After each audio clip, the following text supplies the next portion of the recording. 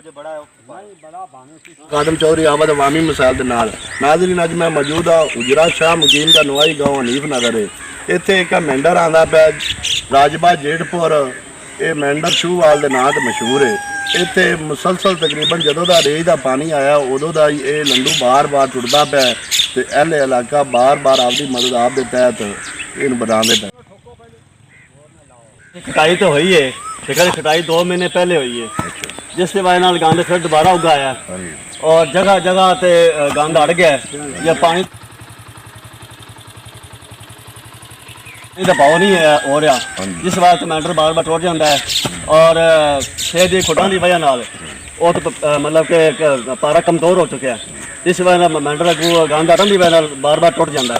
और नहर ਦਾ ਕੋਈ ਮੁਲਾਜ਼ਮ ਨਹੀਂ ਫਿਰਾ ਮਾਰਦਾ। नहर के मुलाजमान ने कई बार कॉल भी की कि तुम आके इन्हू ठीक करो, गंद कड्डो, और वो नहीं आते। कोई अमल दरामद 2 महीने हो गए, कोई अमल दरामद नहीं होया। जब टुटता असं अपनी मदद आप की तहत बंद लेने और साढ़े फसलों का बहुत ज़्यादा खासकर मक्की का बहुत ज़्यादा नुकसान हो रहा है। 4 से 5 दफ़ा मक्की मुसलसल पानी इन्ना पै चुका तो फसल बर्बाद होने का खतरा है ਜੀ।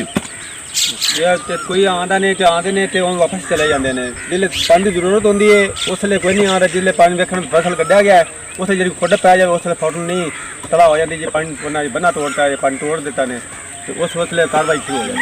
ਉਹਨਾਂ ਦਾ ਕਹਿਣਾ ਹੈ ਕਿ ਜਦੋਂ ਸਾਨੂੰ ਜਦੋਂ ਦਾ ਰਜਵਾ ਆਇਆ ਕਿਸੇ ਮੁਲਾਜ਼ਮ ਨੇ ਇੱਥੇ ਫੇਰਾ ਨਹੀਂ ਮਾਰਿਆ।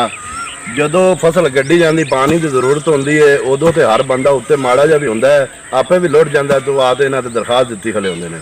लेकिन जो अज जरूरत नहीं होती जगह जगह से पानी सारा लुढ़ता पाया है।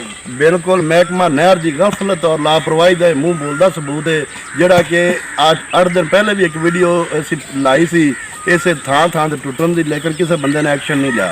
फिर अज दोबारा मुसलसल जो का पानी आया इो नुकसान होता पाया, बार बार जगह जगह तू ये मैंडर टुटता पाया है। एले इलाका एले गाँव ने ये अपना एहतजाज रिकॉर्ड कराया है कि महकमा नहर के जिन्ने भी आला अफसरान ने इस हिसाब ने या डीसी साहब ने या कोई भी ने फिल फॉर इस वीडियो के जरिए इनका नोटिस लवन और नोटिस लैके इनू जो रिपेयर करन। जितों जितों खुडा का खदशा है, खुडा पैंदियां पियां ने उन्होंने सही मरम्मत की जाए तो इनकी सफाई जी मुकम्मल यकीनी बनाई जाए ताकि पानी का जोड़ा निकासी है वो बिल्कुल मुकम्मल हो जाए और पानी का गुजरना आसान हो जाए। पिछे मैंडर जोड़ा जगह जगह तो टुटे ना।